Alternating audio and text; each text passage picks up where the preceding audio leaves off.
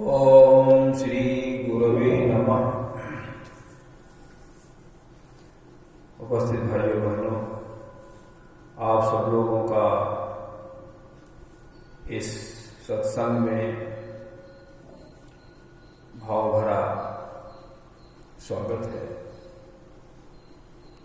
आइए सत्संग की कुछ चर्चा करें। इससे पहले हम गुरु वंदना करते हैं। गुरु ही परमात्मा का स्वरूप होता है। उसी की कृपा स्वरूप हम आगे की ओर बढ़ते रहते हैं। ओम गुरुर्ब्रह्मा गुरुर्विष्णु गुरुरेव महेश्वरः गुरुरेव परब्रह्म तस्मै श्री गुरवे नमः। अखंडमंडलाकारं व्याप्तं येन चराचरं तत्पदं दर्शितं येन तस्मै श्री गुरवे नमः। मातृवत् लालयित्री पितृवत् मार्गदर्शिका नमो अस्तु गुरुसत्तायै श्रद्धा प्रज्ञायुता चया। ओम श्री गुरवे नमः। आइए भगवान श्री कृष्ण जी का ध्यान करें। ओम वसुदेव सुतं देवं कंस चाणूरमर्दनं देवकी परमानंदं कृष्णं वंदे जगद्गुरुं। ओम श्री कृष्णाय नमः। सद्बुद्धि की देवी गायत्री का ध्यान करें। प्रकाश रूप परमात्मा के रूप में, जिससे पूरा ब्रह्मांड आच्छादित है, उसी से आवृत है, उस प्रकाश रूप विराट पुरुष का हम ध्यान करें गायत्री छंद के माध्यम से। ओम भूर्भुवः स्वः तत्सवितुर्वरेण्यं भर्गो देवस्य धीमहि धियो यो नः प्रचोदयात्। बोले वीर माता गायत्री की जय। आइए भगवान त्र्यंबकम जी का ध्यान करें। उसी विराट पुरुष के रूप में, जिसका एक घटक औषधि के रूप में पृथ्वी पर पैदा हुआ, जिससे हमारे जीवन की रक्षा होती है। उस परम पिता परमात्मा से प्रार्थना करें कि सभी लोग स्वस्थ रहें, सभी लोग निरोग रहें, इस महामारी से पूरे समाज को, पूरे विश्व को निजात मिले। आइए प्रार्थना करते हैं। ओम त्र्यंबकं यजामहे सुगंधिं पुष्टिवर्धनम् उर्वारुकमिव बन्धनान् मृत्योर्मुक्षीयमामृता। बोले त्र्यंबक भगवान की जय हो। उपस्थित भाइयों बहनों, पिछले दिन हमने चर्चा की थी कि रावण का कितना बड़ा आतंक था। अगर कोई वेद पुराण की बात करता था, कोई वेदों के ज्ञान की चर्चा करता था, तो उसको नाना प्रकार से उसको कष्ट दिया जाता था और उसको देश से भी निकाल दिया जाता था। इतना बड़ा आतंक था। आप सोचिए, धर्म का नामो निशान नहीं था, सब अधर्म पथ पर चल रहे थे। जब मनुष्य अधर्म पथ पर चलता है तो निश्चित रूप से आर्थिक रूप में कमजोर होता है, मानसिक रूप से कमजोर हो जाता है, समाज भी टुकड़ों में बंटने लगती है। परिणाम ये होता है कि यहां पर ज्यादातर मनुष्य चोरी, पाखंड, जुआ इनमें से लिप्त होने लगते हैं। दूसरे के धन को छीन लेना, है ना, दूसरे की स्त्रियों के ऊपर बुरी नीयत रखना, इस प्रकार से सब अनाचार, दुराचार, पापाचार बढ़ जाता है।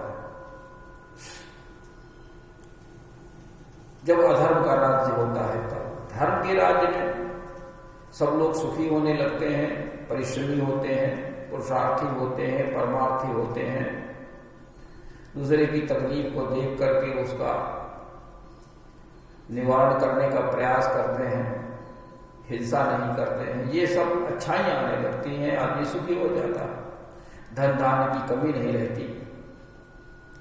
तो तुलसीदास जी ने लिखा कि रावण के राज्य में क्या था। तेहि बहुविधि त्रासई देश निकासई जो कह वेद पुराना। वेद पुराण कहता था उसको देश से निकाल दिया जाता। इस प्रकार का वातावरण था, ऐसा पापाचार था जिसका वर्णन नहीं किया जा सकता था, जिसका वर्णन नहीं किया जा सकता है। सब निशाचरी वृत्ति के लोग हो गए, हिंसा पर प्रीति हो गई, पाप कितना हो रहा है इसका ठिकाना नहीं, आकलन नहीं किया करता था कि पाप किस स्तर पर पहुंच रहा है। तुलसीदास जी लिखते हैं, भगवान शिव जी पार्वती जी को बताते हैं कि बरनिन जाय अनीति और घोर निशाचर जो करहि। निशाचर वो कार्य करते थे कि उसका बखान नहीं किया जा सकता।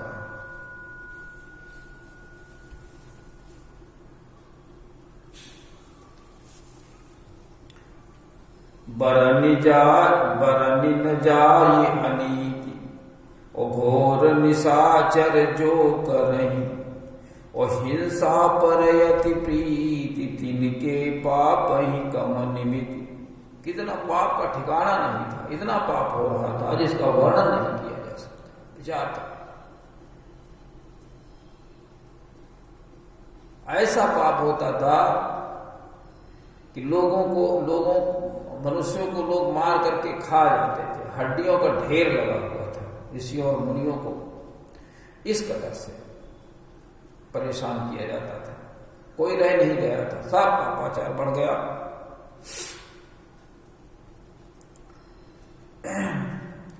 इस प्रकार से पूरी पृथ्वी पर रावण का अनाचार, अधर्म पूरे पृथ्वी पर छा गया। उसके अनाचार और पापाचार से पूरी समाज की व्यवस्था ही बिगड़ गई। सब लंपट, जो चोर, जुआर, दुष्ट, ये सब बढ़ गए। माता पिता कोई नहीं मानता, गुरु को कोई नहीं मानता, संतों से लोग अपनी सेवा करवाते, सज्जनों से। तुलसीदास जी लिखते हैं ऐसी स्थिति बिगड़ी, बाढ़े खल बहु चोर जुआरा। खल, दुष्ट, चोर, जुआरी सब बढ़ गए, बहुत संख्याएं बढ़ गए। जे लंपट पर धन पर दारा। दूसरे के धन पर मन चलाने लगे, इनका छीन ले। पुरुषार्थ खत्म हो गया, सब भाग्यवादी हो गए। जो भाग्यवादी होता है धीरे धीरे करके वो कमजोर होने लगता है। जो 100% भाग्यवादी होता है तो समझिए उसके अंदर बुराइयां ही बुराइयां हो जाती हैं। कुछ 50% भाग्यवादी होते हैं, 50% पुरुषार्थी होते हैं, कुछ 100% पुरुषार्थी होते हैं। एक समाज तो यहां ऐसी है कि जो 100% पुरुषार्थी है, अगर वो काम नहीं करेंगे तो भोजन भी नहीं करेंगे। जब तक काम नहीं करेंगे भोजन नहीं लेंगे, काम करने के बाद ही भोजन करेंगे। और उनके यहां 99% संपन्नता है, धन धान्य की कमी नहीं। भाग्यवादी होते हैं, वो कहते हैं जो भाग्य में लिखा होगा वो होगा, धीरे धीरे कमजोर होने लगते हैं। जब पैसा कम पड़ता है तो फिर वो क्या करते हैं, लंपट होने लगते हैं।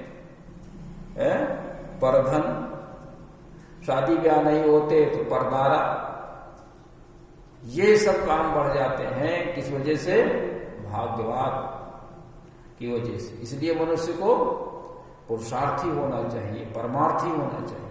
ये विप्र के लक्षण भी हैं।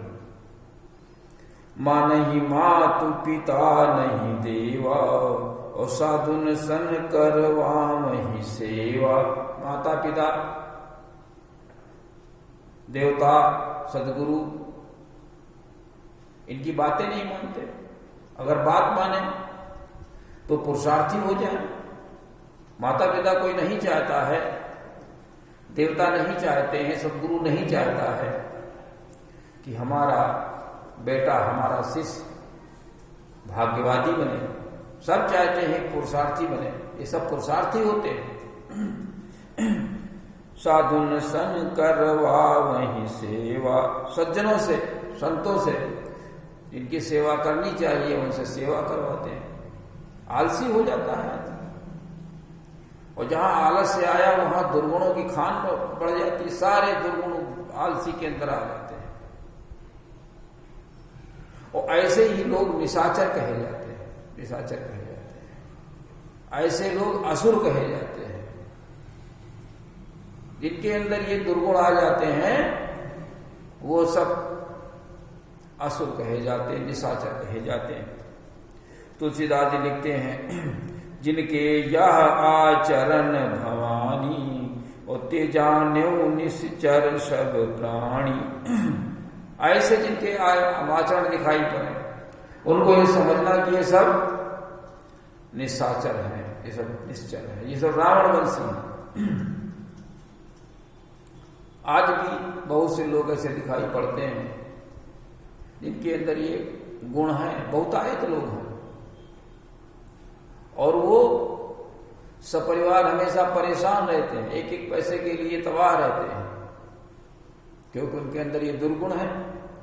और दुर्गुण के रहते संपन्नता नहीं आ सकती किसी के अंदर। दुर्गुणों का हटना बहुत जरूरी होता है, और वो तभी संभव है जब हम सदगुरु के साथ में जुड़े, कि बात को माने और आगे बढ़ने का प्रयास करें, पुरुषार्थी बने। भाग्यवादी न, पुरुषार्थी बने।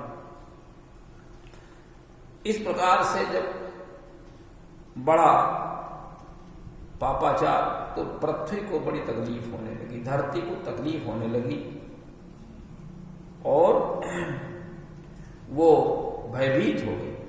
क्या होगा, इतना पापाचार बढ़ रहा है, धर्म बढ़ना चाहिए, अधर्म बढ़ रहा, और वो व्याकुल हो गई। शिव जी कहते हैं कि अतिशय देखी धर्म कै ग्लानि, और परम सभीत धराय कुलानि। जब धर्म का ये सब पतन होने लगा तो अतिशय, बहुत ज्यादा पतन होने लगा जब, तो धरती अकुलाने लगी, धर्म का पतन होने लगा, धरती आकुल व्याकुल होने लगी। तो उसने क्या किया, गाय का रूप बनाया, और जहां पर देवता और ऋषि मुनि थे, झुंड में बैठे हुए थे, इकट्ठे थे, रावण के डर से सब गुफाओं और कंदराओं जंगलों में शरण लिए हुए थे। रावण आएगा तो मार डाला गया करके, तो वो सब जंगलों में भाग गए थे। वहां धरती पहुंची और अपनी व्यथा को बताया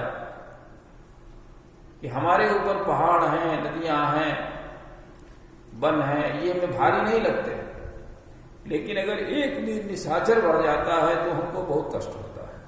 निश्चित है, कष्ट होना स्वाभाविक है,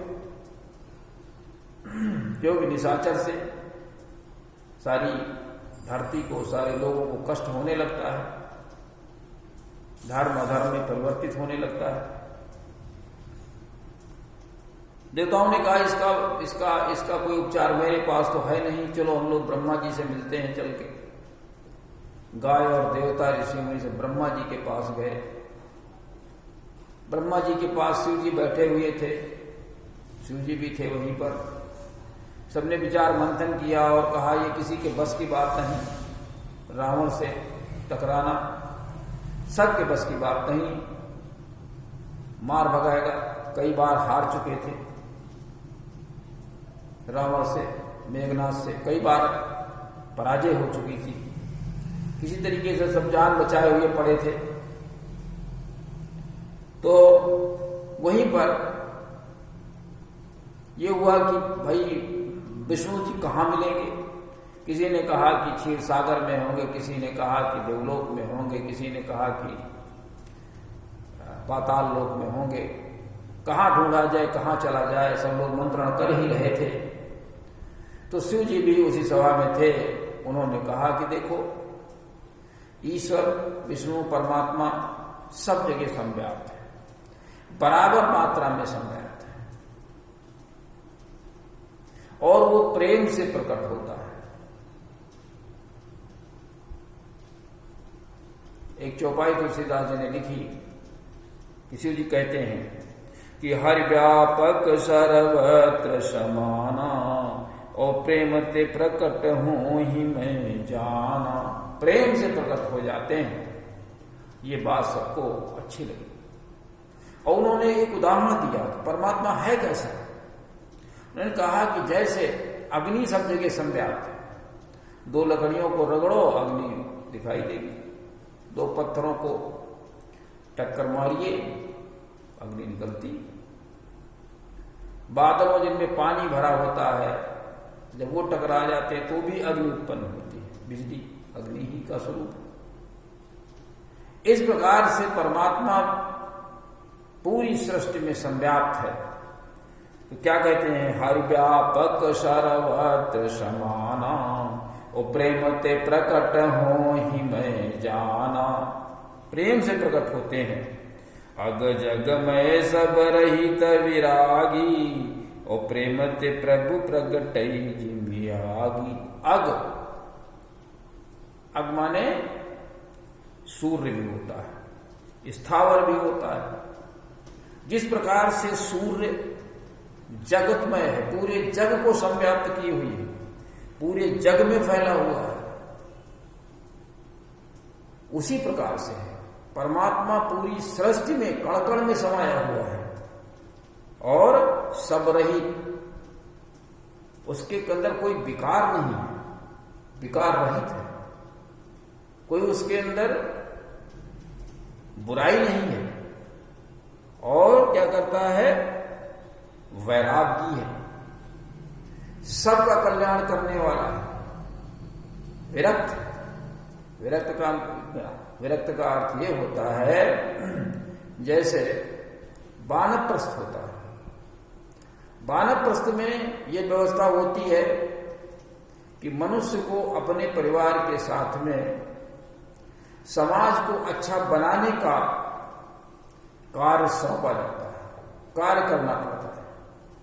समाज कैसे अच्छी बने, कैसे बनती है, वेद के विचार को जन जन तक पहुंचाने का प्रयास किया जाता है। तो इस प्रकार से समाज अच्छी बनती है। ये वैराग्य की अवस्था कही जाती है, विरक्त की अवस्था कहे। वैरागी लोगों का यही कार्य होता है कि वेदों को जन जन तक पहुंचाए। परमात्मा ऐसा ही है कि अग जग में सब रहित विरागी, और प्रेम ते प्रभु प्रगटै जिमियागी। जैसे अग्नि हर जगह उपलब्ध है, अरण मंथन होता है तो लकड़ी से अग्नि पैदा हो जाती है, अग्नि है उसके अंदर। इसी प्रकार परमात्मा हर जगह संव्याप्त है, आवृत की हुई है पूरे सृष्टि को, और सबके अंदर समाहित है। वेद में भी यही कहा गया।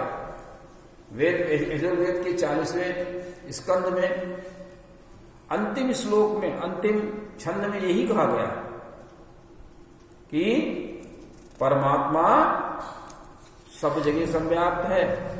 कहते हैं ओम खम ब्रह्म, ओम खम ब्रह्म, ओम आकाश रूप में ब्रह्म ही संव्याप्त है। ओम परमात्मा, ब्रह्म परमात्मा, खम आकाश, पूरे आकाश में, पूरी सृष्टि में ओम के रूप में, ओम जैसा है उसी प्रकार से ओम के रूप में पूरी सृष्टि में ब्रह्म ही संव्याप्त है। तो इस प्रकार से परमात्मा सब जगह संव्याप्त है। अगर हम प्रेम से उसको पुकारते हैं, उससे प्रेम करते हैं, प्रेम ये नहीं कि हमारे ऊपर आपत्ति आ गई तो हम चिल्ला रहे हैं। प्रेम का अर्थ ये है कि हमने भगवान से अगर पहले प्रेम किया है, भगवान का हमने कुछ काम किया है, परमात्मा के दिशा निर्देश का पालन किया है, वेदों को जन जन तक पहुंचाने का काम किया है, वेद की शिक्षाओं को अपने जीवन में धारण किया है और हम सतोगुणी हैं, उसको हम प्रेम कहते हैं। एक दिन के लिए, एक घंटे के लिए, एक मिनट के लिए प्रेम थोड़ा ही होता है। वो तो हमारी मुसीबत है इसलिए हम चिल्ला रहे हैं। ऐसे में भगवान थोड़े ही मदद करता है। भगवान से जब आप नाता जोड़ेंगे तो प्रेम ते प्रगट हो ही मैं जान। इसलिए सभी लोगों को परमात्मा का काम करना चाहिए, परमात्मा से जुड़ के चलना चाहिए, उनके दिशा निर्देश का पालन करना चाहिए और वेदों को मानना चाहिए, वेदों की मर्यादा को बनाए रखना चाहिए और वेदों के विचारों को सब जगह पहुंचाना चाहिए। इसी के साथ ही आज के सत्संग का हम समापन करते हैं। ओम शांति।